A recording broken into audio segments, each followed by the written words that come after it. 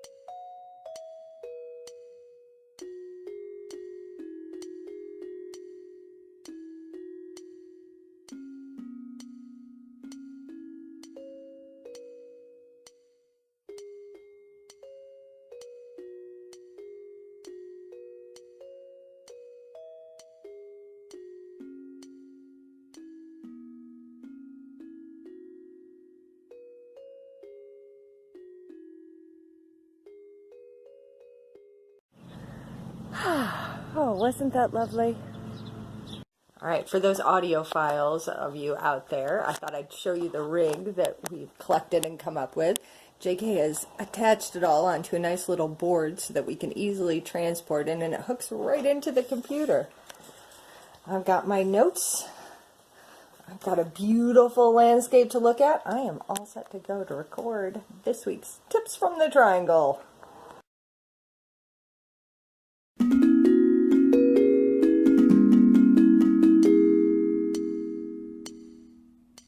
Hello Binghamton, and welcome to Tips from the Triangle, your local weekly gardening show with me. I am the artist Amara, and I am coming to you from the Triangle near the Twilight Zone. And Binghamton, have we not had just the most gorgeous week? Oh, it's been absolutely beautiful. Warm days, some days that even were hot, nice, sunny, gorgeous days, leading to nights with perhaps just a little bit of rain, just enough to keep everything green and growing, and everything out there is green and growing, even the things that we don't want to have growing. Today, we are going to talk about weeds in your garden. Let's start by defining a weed. A weed is a wild plant growing where it is not wanted and in competition with cultivated plants. But it's not as simple as that, because there are weeds that are good and there are weeds that are bad. Today we're going to talk about the good weeds and what you can do with them, and we're going to talk about the bad weeds and some ways to get rid of them. First, let's talk about the bad weeds. I made a very, very short list of some weeds that are particularly bad in this area, things that are terrible for your garden or are sharp and that we want to be getting rid of. The first bad weed on the list is called bindweed. It's a vining plant that grows up and covers everything. I'm sure you've all seen it on electrical wires around the area, and that's a real problem. These vines get very heavy and they will climb up and they will pull things down. They're putting tension on wires that is unsafe, and in your garden they will climb up any plant they can find, block out the sun, and try to choke it out. And the worst thing, the most insidious thing about these plants is that they have beautiful flowers. I know that doesn't sound terribly insidious, but it is, because you see them flowering and you say, oh, look at those lovely plants, and you leave them. And then the next year, they are everywhere in your garden. They have seeded in and they are everywhere. And worse still, these plants have a root system that can grow up multiple plants off of one set of roots. And if you dig in and get out the roots, they break up easily, and new plants can spring from a root section that's just 2 inches long. They are very hard to get rid of. What is your best defense for getting rid of weeds? Don't let them go to seed. If you never let them get to flowering and you never let them get to seed, then there won't be any more new plants that you have to deal with. You only have to deal with that plant, that root system. If you keep plucking them up, eventually the root will die because it requires that photosynthesis from its leaves. The next one on our bad weeds list is nettle. There are some good things you can say about nettle. They are edible and they are nutritious. You can take the nettle, boil it up, put it with some greens, just like spinach, and it's delicious and nutritious. But it is a very sharp and dangerous plant. They grow low and flat to the ground, and they're like a secret cactus hiding in wait in your lawn, waiting for a bare foot to step on it, waiting for an animal to come along and get caught on it, waiting for a child unexpectedly to fall on it. They're very, very dangerous plants. And when they go to seed, they spread a lot of seeds around. These are a plant that you are not going to want to pluck out of your lawn with your bare hand. You're going to need some heavy-duty gardening gloves for this one. And you're going to want to reach under as carefully as you can under all those leaves and grab it by the base of the root and pull the whole root out. Finally, let's talk about the bane of your gardens and your patios, crabgrass and quackgrass. Crabgrass we're all familiar with. It spreads out. It looks like a crab sitting there in your lawn, or worse still, in the spaces between the stones on your patio. It's very thick and heavy, and when you try to pull it up, those grass leaves just release so that you can't get the root up. Well, the good thing about crabgrass is that it grows by seed. It doesn't have an interlocking root system.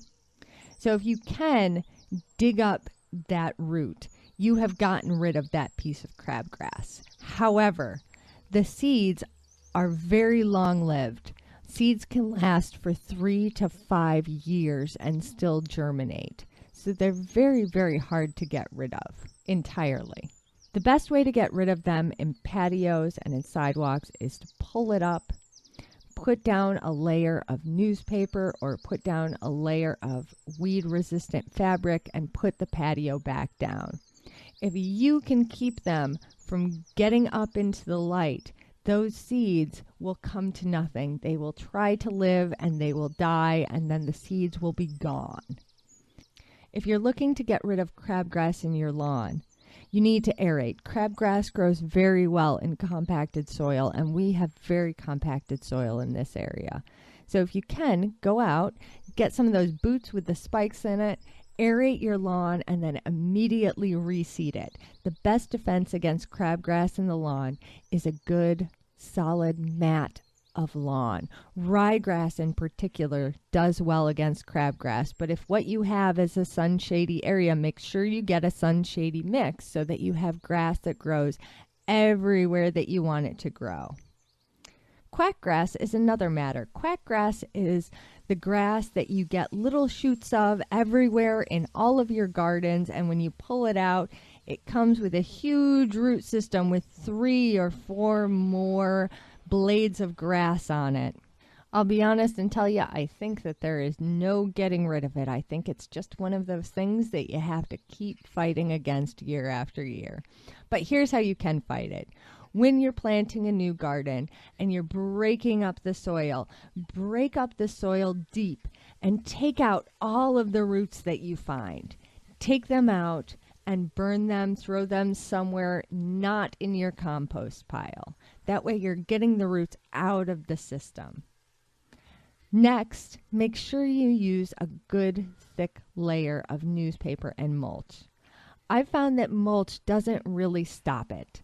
There's still plenty in there that comes up through the mulch. It finds its way. I'm constantly pulling up new ones. However, newspaper does seem to stop it to some extent. What it does is when it shoots up a blade of grass from its root system and that piece of grass doesn't find any sun, the root continues on and it searches until it can find some place that a blade of grass can reach up and complete the photosynthesis cycle to keep the root alive. The best defense against quackgrass in your garden is to either have raised beds that have no connection with your actual soil, or to put down deep, deep barriers between your lawn and your garden. So that's our list of bad weeds. Now, there are a lot of weeds that are neither good nor bad. They fall into the middle ground. They're plants that are growing where we are trying to cultivate other things, but they're not really taking up a lot of nutrition. They're not dangerous to us. They're not poisonous. They're just kind of annoying. I get annoyed with Queen Anne's lace. They have a very, very thick, deep root system. They create a big, tall plant. My sister absolutely loves them, so I let them grow in some gardens. And of course, the seeds get spread to other gardens. And every year I am pulling big root chunks of Queen Anne's lace out of every garden. But they're not really hurting much of anything. They don't take a lot of nutrition. They're helping by breaking up the soil. They're just a weed. But some things that we think of as weeds are actually really, really beneficial, and some of them have even been cultivated during human history. Plantains, for instance. Now, I'm not talking about the banana. I'm talking about a green plant that grows with banana-shaped leaves. It throws up one stem with a head on it. No flowers for this plant, but the plantain leaves are edible, tasty, and nutritious. The plantains in your garden are actually helping accumulate nutriment in the soil, and beyond that, they're anti-inflammatory and antibacterial. So if you're out and about, you get a cut or a sting or a bite, you can chew up a little bit of plantain leaf, put it right on that bite or wound, and it'll take away the sting, it'll take away the itchiness, and it will help to heal you. The next one is a small plant called chickweed, and it is also good in salads. It's a ground cover plant with small heart-shaped leaves and tiny white flowers that grow on it. I like to cultivate the chickweed for my paths and for areas near bushes where it will get plenty of sun, but I don't have anything else to grow there. They don't take a lot from the soil, and in fact, if you leave them and let them continue on through their cycle, year after year, they'll accumulate nutrition in the soil for you. The next good weed is called lamb's quarter. You don't see this very much in the city, but if you come out to the country a little ways, you'll see it all over in cornfields and by roadsides. It's a plant that can grow up to 3 feet tall, and it has very nice fuzzy light green leaves. I'll be honest, I fought lamb's quarter in my gardens and fields for years before somebody told me that they could be used in salads. When I tried it, I was amazed by how well the soft, fuzzy leaves of lamb's quarter go with crunchy leaves that we're used to, like lettuce and spinach. And in fact, lamb's quarter was once domesticated in America and in Europe, and it's still a domesticated crop in Mexico. Now, it can grow to be quite tall, and it also takes up a lot of water. So if we're having a dry season, or you have a low garden, you'll want to cut lamb's quarter back down to its very bottom leaves. It will grow back up, and the fresh leaves that it produces will be the tastiest to have in a salad. Lamb's quarters are best grown with taller plants. If you have a field where you have sunflowers or corn, you can let the lamb's quarter grow right in between them, and they will help balance the soil, and you can go out and pluck them and have those leaves for your salads. They also do very well as shading plants for potato fields. Now, potatoes, you don't want your baby potatoes to get sunburned. Generally speaking, you want to mound the dirt up over them several times throughout the season.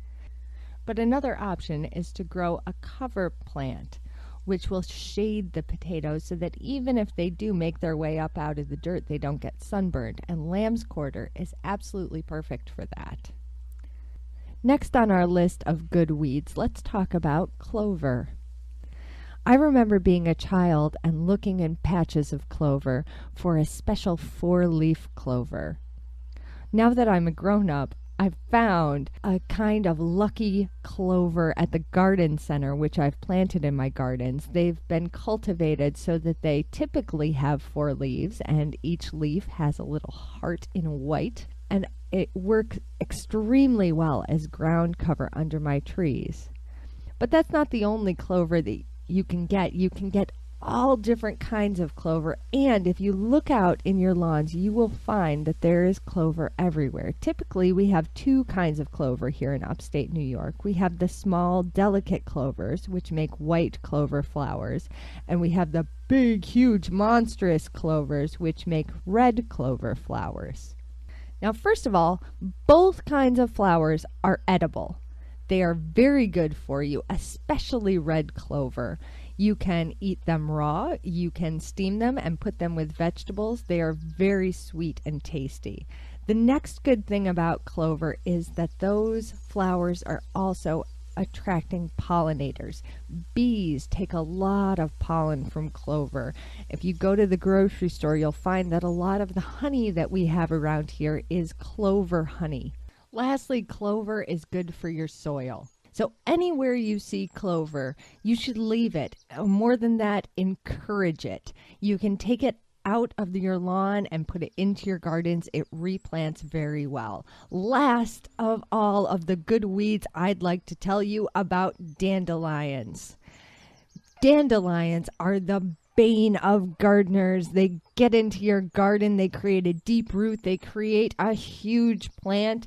The seeds go everywhere. They are difficult to get out of your lawn. They are also absolutely amazing plants. Every part of a dandelion is edible. The young greens are very tasty. They have a slight bitterness at the end, and they're excellent in salads with a sweet dressing. The yellow flowers are also edible. They're also very nutritious. The stems between the flowers and the leaves has a milky substance in it that Native Americans used to put into drinks, especially things like lemonade and fruit juices. And the roots you can dry, grind up, and use as a coffee filler or coffee substitute. The dandelion is actually very closely related to chicory, which is where we get chicory coffee. Who knew that the common dandelion had so many uses beyond stringing them together to make a crown? And that is all the tips I have time for today. Next time on Tips from the Triangle, I'm going to be talking about common flowers you can grow in your garden and put in your salad. If you want to see the pictures of the weeds that I've been talking about this week, you can find me on Facebook and on Pinterest. And if you'd like to listen to this episode again, it will be up on SoundCloud this weekend. You can find all of the links to these things at amarajk.com. That's Amara, AMARA, jk.com. Finally, we are shooting to get 15 patrons on our Patreon by the end of the month. Currently, we have 9, so we're looking for 6 more people to become our patrons. If you sign up before May 29th, you will get a special thank you card from Amara Star JK. You will also get art in your inbox every week, and you'll get special offers. We give away tickets. We put up behind-the-scenes looks at our work at Tri-Cities Opera, our works behind the gardening show, and this September is going to be a really big, exciting month for us. So if you're interested in becoming our patrons at the $1, $5, $10, $25 level, you can go to Patreon, Patreon, patreon.com/AmaraStarJK. That's also linked on the website, amarajk.com. We'd be just thrilled to have you. So until next week, folks, keep gardening and keep growing.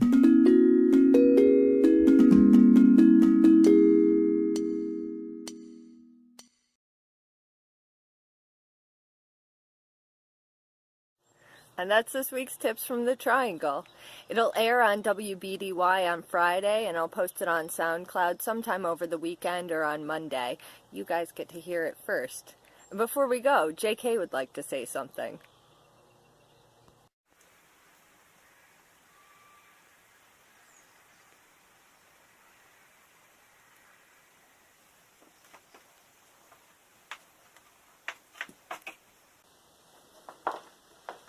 Hi.